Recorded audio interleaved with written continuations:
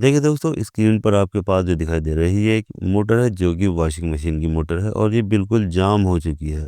यानी सप्लाई देने पर भी इसके अंदर किसी तरह की कोई कंटिन्यूटी नहीं आती, यानी ये बिल्कुल टस से मस नहीं होती और बिल्कुल जाम की जाम रहती है। तो देखिए घुमाकर भी इसको देख लेते हैं तो देखिए ये बिल्कुल फ्री होती है, यानी इतनी सी घुमाने में ये कई राउंड ले लेती है। और यहाँ पर जैसे हम इसको घुमा रहे हैं तो ये देखिए पूरी बॉडी इसकी घूमती हुई दिखाई दे रही है। तो इस कंडीशन में इस मोटर को कैसे फ्री किया जाता है, यानी इसका जो जाम होता है उसको कैसे तोड़ा जाता है, ये बहुत ही आसान तरीके से इस वीडियो में बताया जाएगा। तो देखिए सबसे पहले से देख लेते हैं करीब से। देखिए ये मोटर है वॉशिंग मशीन की वॉश वाली मोटर जो कि कपड़े धुलाई का काम में आती है। और यहाँ पर उसकी कुछ कनेक्शन वगैरह भी दिखाई दे गए हैं जो कि इसके सीरीज और कैपेसिटर कौन कौन से वायर है ये इसमें बताए गए हैं। तो अब देखिए इसको फ्री करने के लिए हमें सबसे पहले इसकी जो ये पुली होती है, देखिए इस पुली को हमें निकालना होता है। और पुली को निकालने के लिए यहाँ पर देखिए एक होल दिखाई देता है और इसी होल में हमें एलेंकी को डालना होता है। देखिए ये एलेंकी है और इस होल में जब हम एलेंकी को डालेंगे तो जब इसको खोलेंगे तो ये पूरा बोल्ट जो होता है, यानी इसको जो टाइट की होती है, इसकी चाबी भी आप कह सकते हैं, ये पूरी की पूरी बाहर निकल कर आ जाती है। अगर देखिए यहाँ पर एलेंकी टाइट होती है तो यहाँ थोड़ा सा इसमें इस तरह से फिर यार से हल्की-हल्की चोट मार लेते हैं, जिससे कि हम ज़्यादा ज़ोर लगाएँगे तो एलिंग टूट सकती है। इसलिए इसको थोड़ा जैसे ही हम इसमें चोट मारेंगे तो ये फ्री हो जाएगा और बहुत आसानी के साथ, यानी हल्का ज़ोर लगाने पर इसके बाद ये खुल जाएगा। अब देखिए जब हम इसको खोलेंगे देखिए ये निकल कर आता है पूरा इसके अंदर से एक स्टड जो कि अंदर लगा हुआ था देखिए, और इसी के ज़रिए ये पुली इसमें टाइट की हुई थी। अब हम इसको बहुत आसानी के साथ देखिए ऊपर की ओर उठा लेंगे तो ये पुली ऊपर उठ जाती है। अब यहाँ पर देखिए कितनी इसमें कार्बन वगैरह जमा हुआ है, यानी गंदगी इसमें लगी हुई है, तो इसको हम ब्रश वगैरह से साफ कर लेंगे और इसको यहाँ से हटा लेंगे। नहीं तो ये मोटर के अंदर चली जाएगी। अब देखिए यहाँ से हमने इसको बिल्कुल साफ कर लिया है या क्लीन कर लिया है। अब देखिए यहाँ पर होते हैं इसके, देखिए ये 4 रिपीट लगे हुए हैं, यानी यहाँ पर बोर्ड लगे हुए नहीं होते। देखिए ये रिपीट लगे हुए होते हैं, यहाँ से ये इनका जो मुंह होता है वो चौड़ा किया जाता है, जिससे कि इसको ये टाइट कर लेते हैं। अब हमें इसको किस तरह से खोला जाता है, इसमें देखिए मैं एक बहुत ही आसान तरीका आपको बताने वाला हूँ। इसको बहुत ही आसानी के साथ इन रिपीट को आप निकाल सकते हैं।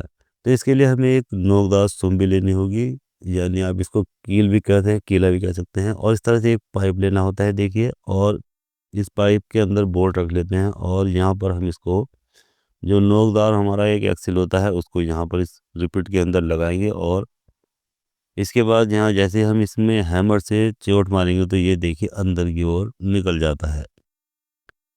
तो ये देखिए ये रिपीट जो है हमारा बहुत आसानी के साथ में ये देखिए अंदर की ओर निकल गया है। देखिए ये बिल्कुल ऊपर से निकल चुका है। ठीक इसी तरह से हम अब देखिए, क्योंकि ये बड़ा बोल्ट बड़ा पाइप है तो मैं छोटा पाइप इसमें ले लेता हूँ और छोटे पाइप को यहाँ पर लगाकर आपको खोल कर दिखाऊंगा, क्योंकि बड़ा पाइप थोड़ा ऊंचा हो रहा था इसलिए कैमरे की पकड़ में नहीं आ पा रहा था। तो यहाँ देखिए ये छोटा पाइप लेंगे और उसको हम बॉडी के हिसाब से उसको हम चाहे तो हैमर पर रख सकते हैं, चाहे तो आपके पास लाइन का टुकड़ा होता है उस पर भी आप इसको रख सकते हैं। और देखिए यहाँ पर इस रिपीट के अंदर इस नोकदार एक्सिल को डालकर इस तरह से हथौड़े से जब हम चोट मारते हैं तो देखिए ये अंदर की ओर निकल जाता है।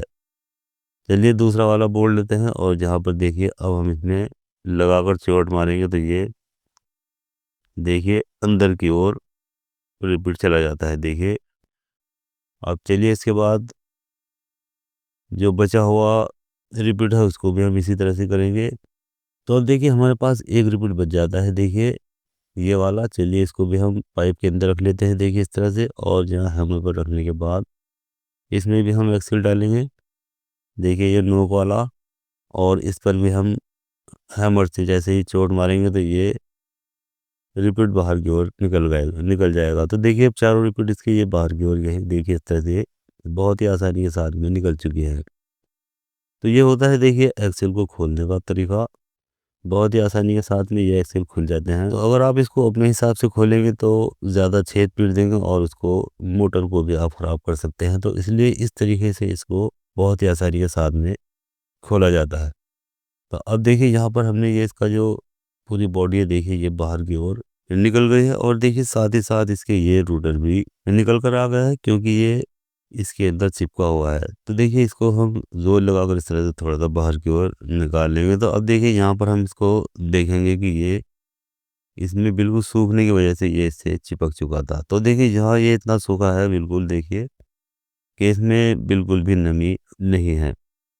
यानी चलते-चलते ये इसका जो ऑयल होता है ये बिल्कुल सूख चुका है, और सूखने की वजह से ये मोटर जाम हो चुकी है। क्योंकि जब तक इसमें नमी होती है ऑयल की तब तक ये फ्री चलता है, और जब इसका नमी ख़त्म हो जाती है तो यहाँ पर ये बिल्कुल चिपक जाता है और ये जाम हो जाता है। तो इसके लिए देखिए हमें सबसे पहले जो इसका ये रूटर है इसको कपड़े से अच्छे से साफ़ कर लेना है। यानी इस पर जो चिपका हुआ कार्बन है या सूखा हुआ मोबिल है वो यहाँ से हटा देना है। तो देखिए इस तरह से हमें कपड़े से इसको अच्छे से क्लीन कर लेना है। यानी जो इस पर कार्बन लगा हुआ था वो हमने बहुत अच्छे से इससे, जो हमारे पास ये कपड़ा है इससे हमने इसको क्लीन कर लिया है। तो देखिए ये बिल्कुल क्लीन हो चुका है, और अगर कहीं से इसमें रह जाता है तो उसको अच्छे से और साफ़ कर लेना है। तो देखिए यहाँ पीछे की ओर अभी इसमें कार्बन लगा हुआ है। अब अगर मैं इसको बुश के अंदर डालूँगा तो ये अभी तक जाम चलेगा। तो इसके लिए हमें इसको और अच्छे से साफ़ कर लेना है। तो देखिए ये बिल्कुल साफ़ हो चुका है। अब हमें देखिए यहाँ पर क्या करना है, ये इसका बुश होता है, यहाँ पर हमें इसमें देखिए इस तरह से मोबिल भर देना है, क्योंकि ये बिल्कुल सूख चुके हैं इसलिए ये जाम हो चुके थे। तो देखिए ऊपर वाले में हमने मोबिल भर लिया है। ठीक इसी तरह से जो नीचे वाली बॉडी है यहाँ पर बुश लगा हुआ है, इसमें भी हम मोबिल अच्छे से भर लेंगे। सबसे ज़्यादा जो सूखा हुआ था देखिए वो नीचे वाला ही बुश इसका सूखा हुआ था। तो यहाँ हमें अच्छे से मोबिल भर देना है, और इसको स्क्रू ड्राइवर से इसके अंदर छेद कर करके इसमें हमें देखिए इस तरह से इसमें मोबिल भर देना है, क्योंकि ये हार्ड हो चुका है, और ये जब तक हम इसमें स्क्रू ड्राइवर नहीं अंदर की ओर करेंगे तो इसमें मोबिल नहीं रुकेगा। तो इसलिए इसको अंदर छेद कर करके इसके अंदर हमें मोबिल भर देना है। अब देखिए अगर इसको आपको निकालना है तो इसके ऊपर भी मैंने एक वीडियो अपलोड की हुई है कि इसका बुश किस तरह से चेंज किया जाता है, या इसका जो कॉटन होता है वो कैसे बदला जाता है। तो अगर आप चाहते हैं तो उसका उस वीडियो को भी देख सकते हैं। यहाँ उस वीडियो का लिंक मैं इस वीडियो को डिस्क्रिप्शन में दे दूंगा। आप चाहे तो वहाँ से उस वीडियो को भी देख सकते हैं कि इसके जो बुश होते हैं वॉशिंग मशीन के वो या नमदा वो किस तरह से चेंज की जाती है। तो उसमें सब कुछ डिटेल से बताया गया है। उस वीडियो को देखकर आपको सब कुछ समझ जाएंगे। लेकिन यहाँ पर मैं सिर्फ इसमें ऑयल डालकर ही इसको फ्री कर रहा हूँ, जिससे कि ये मोटर यहीं से फ्री हो जाएगी। जब बुश कट जाता है तो उस कंडीशन में हमें इसको बाहर निकालना होता है, और उसी के लिए मैंने वो वीडियो बनाई है कि उसको किस तरह से इसका जो बुश होता है वो कैसे निकाला जाता है। तो उसका तरीका आप देख सकते हैं। तो देखिए यहाँ पर हमें 2 छोटे-छोटे कॉटन के टुकड़े ले लेने हैं, और यहाँ पर इसके अंदर इस तरह से स्क्रू ड्राइवर से इसको अंदर की ओर हमें पहुँचा देना है।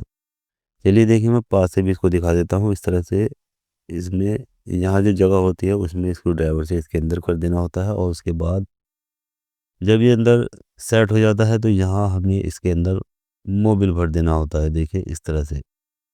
तो इससे क्या होता है, इसकी नमी जो है वो काफ़ी दिनों तक रुकी रहती है, और जल्दी से ये इसकी नमी सूखने नहीं पाती है।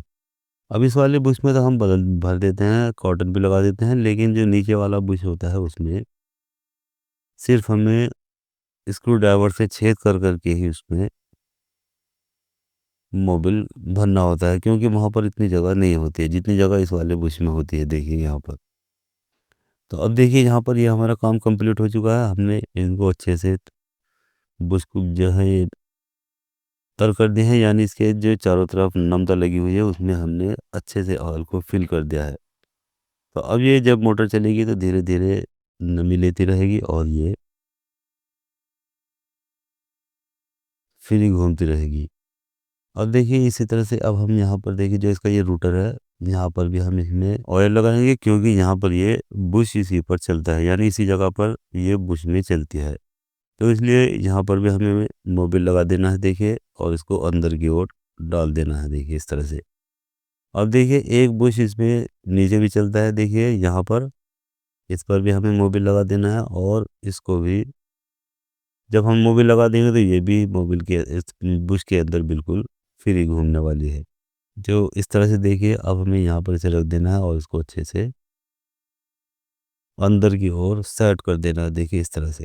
तो देखिए इसे सेट करने के लिए जो इसके रिपीट हमने जहाँ से निकाले थे उनको अंदर की ओर कर देना है, देखिए इस तरह से। और यहाँ पर हमें इसके नीचे रखने के लिए एक हैमर की भी ज़रूरत पड़ सकती है, देखिए इस तरह से यहाँ पर रखने के बाद। और ऊपर से एक छोटी हैमर से हम इसके जो स्क्रूज होते हैं उनको या जो इसके रिपीट्स होते हैं उनको हम अंदर की ओर इस तरह से देखिए ठोक देंगे तो ये सब बिल्कुल बाहर की ओर निकल आएंगे जहाँ से ये हमने निकाले थे, यानी अंदर की ओर किया था। तो ये देखिए वहाँ पर पहुँच चुके हैं। अब अगर कोई रिपीट यहाँ से हमें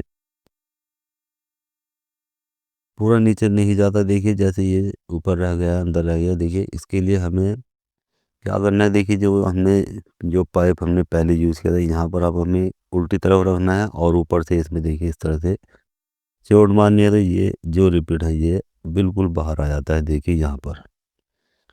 अब देखिए जब ये बाहर निकल कर आ जाते हैं सेमी रिपीट तो हमें इसको ऊपर से चौड़ा करना होता है जिससे कि ये सेट हो जाए। तो इसके लिए हमें देखिए कुछ ऊंची चीज़ लेनी होती है। देखिए ये मेरे पास एक चौकोर गुटका है जो कि लोहे का है और यहाँ पर रखने के बाद देखिए इस तरह से हमें इसको छेदना होता है तो ये ऊपर से देखिए ये चौड़ा हो जाता है। और जब ये अच्छे से चौड़ा हो जाता है यानी छेद कर छोटा हो जाता है तो ये बॉडी को टाइट कर लेता है। देखिए ठीक इसी तरह से जो इसके बचे हुए स्क्रूज हैं या जो इसके ये रिपीट है उनको हम सबको इसी तरह से अच्छे से छेद कर इसको टाइट कर देना है। तो इससे ये बॉडी बिल्कुल टाइट हो जाती है और ना ही इसमें किसी तरह का कोई लूजपन रहता है। इसकी जगह अगर आप चाहें तो यहाँ पर नए बोल्ट भी डाल सकते हैं। 2 इंच लंबे बोल्ट लाने हैं और वहाँ पर इनको डाल देना है। इससे क्या होगा कि इसको खोलने और बांधने में आपको आसानी हो जाएगी। तो यहाँ पर मैंने इसमें रिपीट लगा दिए हैं, आप चाहे तो इसमें बोल्ट भी लगा सकते हैं। तो देखिए अब ये बिल्कुल फ्री हो चुका है और सबसे पहले हम इसके देखिए चेक करेंगे इसका कॉमन कौन सा है। तो यहाँ पर देखिए हमें कॉमन का पता लगा लेना है। और कॉमन का पता कैसे लगाएंगे ये मैंने एक वीडियो इसके ऊपर भी बनाई थी कि किसी भी मोटर के कॉमन का पता कैसे लगाया जाता है।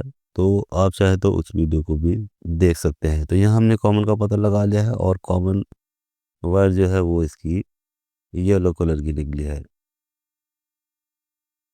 तो अब देखिए हमने येलो कलर को एक कॉमन मानकर इसे एक वायर पर लगा लिया है और जो दो वायर हैं जो कैपेसिटर के साथ लगे हुए हैं रेड और ब्लू उस पर हम सप्लाई देकर देखेंगे। देखिए मोटर दोनों तरफ को घूमती हुई दिखाई देगी, यानी जब हम रेड वाले पर लगाएंगे तो एक तरफ को मोटर घूमेगी और ब्लू वाले पर जब हम लगाएंगे तो ये उससे उल्टी तरफ को मोटर घूमेगी।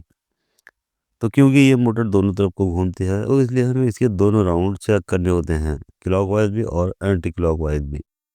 और जब इसकी मोटर को रिवाइंड करते हैं तो एक ही डेटा से इसको रिवाइंड करते हैं, यानी नीचे भी एक ही वायर लगाया जाता है और ऊपर भी एक ही नंबर का वायर लगाया जाता है। और जो टर्न होती हैं वो टर्न भी इसमें नीचे ऊपर दोनों में बराबर बराबर लगाई जाती है। तो इस तरह से देखिए हमने ये पता लगा लिया है कि ये इसमें कौन सा वायर कॉमन है और कौन सा इसका रनिंग और स्टार्टिंग है। तो अब देखिए दोनों तरफ से मोटर घूमती हुई दिखाई दे रही है। तो इस तरह से देखिए ये मोटर अब बिल्कुल फ्री हो चुकी है। तो इस वीडियो में हमने जाम मोटर को किस तरह से फ्री करते हैं ये अच्छी तरह से जान लिया है। तो दोस्तों वीडियो अच्छी लगती है लाइक करें, शेयर करें और बेल आइकन को भी प्रेस करें जिससे कि मैं जैसे ही अपनी नई वीडियो अपलोड करूँ तो तुरंत आपको ये पता चल जाएगा कि नई वीडियो अपलोड हो चुकी है। और साथ ही साथ मेरे यूट्यूब चैनल MJR टेक्निकल को भी सब्सक्राइब करना ना भूलें।